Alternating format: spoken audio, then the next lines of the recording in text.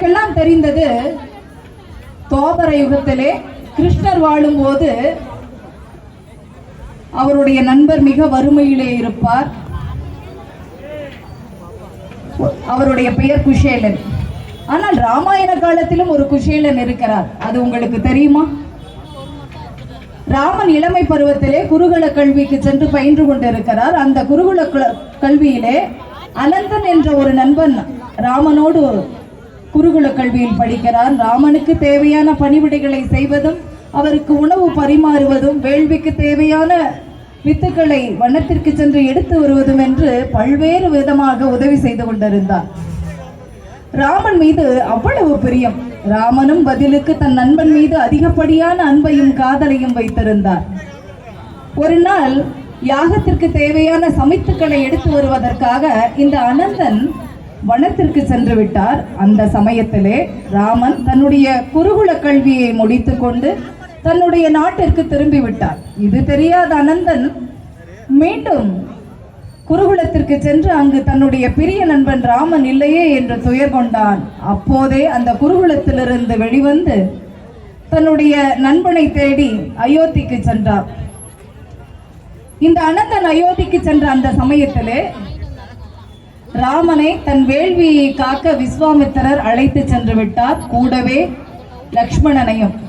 இவனுக்கோ பெரும் கோபம். பள்ளி படிப்பை முடித்த ஒரு சிறாரை வேள்வியை காக்க அழைத்து செல்வதா?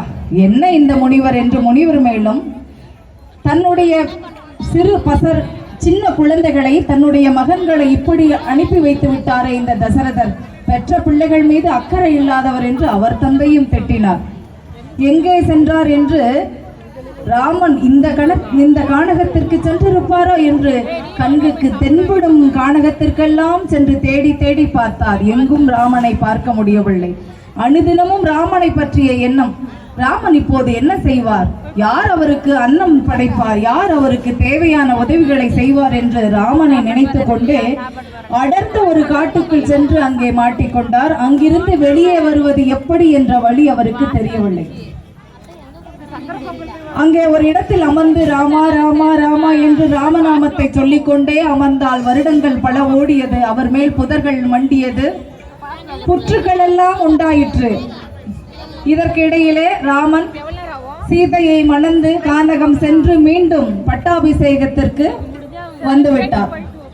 அந்த தருணத்திலே நாடெங்கும் இருக்கும் ராமனுடைய நேசம் கொண்ட பிரஜைகள் எல்லோரும் ராமனுடைய பட்டாபிஷேகத்தை காண்பதற்காக அயோத்தி வருகிறார்கள். அப்போது வருகின்றவர்களின் கால் இடறி அந்த புற்றின் மேல் பட்டு அனந்தன் மேல் இருக்கும் இந்த புற்றெல்லாம் உடைந்து விழுகிறது. அப்போது ராமா ராமா ராமா என்ற இந்த சத்தம் அந்த வழிபோக்கர்களுக்கு கேட்கிறது. எங்கிருந்து வருகிறது இந்த சத்தம் என்று அதை கவனிக்கிறார்கள். அப்போது அனந்தனை பார்த்து நடந்தவற்றை கேட்கிறார்கள்.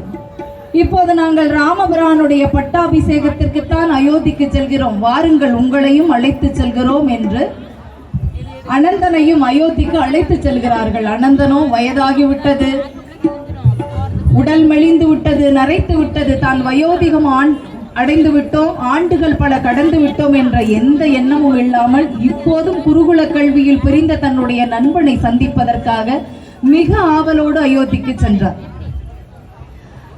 அந்த தருணத்திலே பட்டாபிஷேகம், ராமனுக்கு முடிசூட்டு விழா நடப்பதற்கு ஏதுவான ஒரு சூழல். எல்லோரும் சுவாமி என்று அழைக்கக்கூடிய ராமபிரானை இந்த அனந்தன் மட்டும் அடே ராமா எங்கேடா போனா இத்தனை நாள் என்று உரிமையோடு பேசினார். யார் இவன், பைத்தியக்காரன் என்று பிரஜைகள் எல்லாம் இவனை ஏளனமாக பார்த்தார்கள். அப்போது ராமன் அனந்தனை கட்டி தழுவி, நண்பா என்னை மன்னித்து விடு, இத்தனை வருட காலம் என்னோடு அன்பிலும் பிரியத்திலும் நீ காலம் கழித்திருப்பாய் என்பது எனக்கு தெரியாது, என்னை மன்னித்து விடு என்று அவரை ஆற கட்டி தழுவி கொண்டார். இதை பார்த்தவர்கள் ராமனுக்கும் இந்த அனந்தனுக்குமான அந்த நட்பு புரிந்தது, உயர்வாக பார்த்தார்கள். ராமன் அப்போது சொன்னார், இந்த அவையில் இருப்பவர்கள் அனைவரும் என்னை சுவாமி என்றும் ஸ்ரீராமா என்றும் அழைக்கிறார்கள். ஆனால் என்னுடைய நண்பன் அனந்தன் மட்டும்தான் அடே ராமா என்று என்னுடைய தந்தையார் இல்லாத குறையை போக்கிவிட்டார் என்று சொன்னார். இவருக்கு நான் பிரயச்சித்தம் செய்ய வேண்டும், என்ன செய்வது என்று ஹனுமனிடத்திலே கேட்கிறார். ஹனுமன் சொன்னார், ஹனுமனுக்கும் பேரானந்தம் என்னவென்றால், தான் உயிராக நினைக்கும் பிரபு மீது இவ்வளவு காதல் கொண்ட ஒரு பக்தன் இருக்கிறான் என்பது அனுமனுக்கு மேலும் மகிழ்ச்சியை கொடுத்தது. அப்போது பிரபுவிடம் சொன்னான், சுவாமி, நீங்கள் அவரை தந்தை ஸ்தானத்தில் வைத்து பார்த்ததனால் நீங்கள் அமருகின்ற இந்த அரியாசனத்திலே முதலில் அவரை அமர வைத்து அவருக்கு பட்டத்தை கட்டி அவர் தலையில் வைத்து நீங்கள் பிறகு அதை அணிந்து கொள்ளுங்கள், அதுதான் அவருக்கு தரக்கூடிய மரியாதையாக இருக்கும் என்று சொன்னான் அனுமன். அதே போன்று தன்னுடைய பாலிய நண்பனுக்கு அயோத்தி அவருடைய அரசாளுகின்ற அந்த அரியணையிலே அமர வைத்து அவருக்கு பட்டம் சூட்டுவதற்கு முன்பால் தந்தைக்கு செய்கின்ற மரியாதைகளை செய்து பாத பூஜை போட்டு பிறகு இவர் மணிமுடியை சூட்டிக் கொண்டார். இவ்வளவு அளப்பரிய மகத்துவம். இதில் நாம் தெரிந்து கொள்வது என்னவென்றால், அன்புக்கு பிறப்பு ஒரு காரணம் அல்ல. நிறம், பாலினம், பொருளாதாரம், எந்த அடையாளங்களும் இங்கு பார்க்கப்பட வேண்டியதில்லை என்பதைத்தான் அப்போதே ராமன் நமக்காக வாழ்ந்து காட்டியிருக்கிறார். ராமனோடு இருப்பவர்கள் மனிதர்கள் மட்டுமல்ல, மிருகங்களும் விலங்குகளும் பறவைகளும் கூட இருக்கிறது. ஆக உயிரினத்தில் அன்பு காட்டுவது மனிதனின் இயல்பு. ஒரு முறை ராமா என்று சொன்னாலும் சரி, ஒரு முறை ராமா என்ற பெயரை திருநாமத்தை கேட்டாலும் சரி, நமக்கு 7 ஜென்மத்து புண்ணியம் என்று சொல்வார்கள்.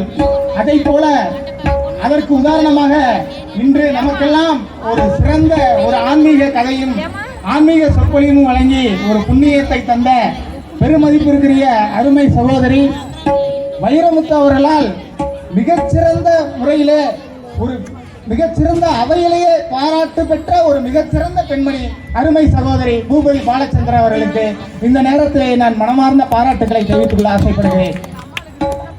அயோத்தியா பட்டணம் சேலத்திலிருந்து பல பெரியோர்கள் வருவார்கள். ஆனால் அயோத்தியா பட்டணத்திலிருந்து சேலம் மட்டுமல்லாமல் தமிழகம் முழுவதும் இன்று அயோத்தியா பட்டணத்தின் பெருமையை உலகறிய செய்து கொண்டிருக்கின்ற மதிப்பிற்குரிய சகோதரி அவர்களுக்கு இந்த நேரத்திலே மீண்டும் பாராட்டை தெரிவித்து சாதிப்போர் தமிழ் சங்கத்தின் சார்பாக இந்த பொன்னாடையை தம்பி தங்க தமிழ் அவர்கள்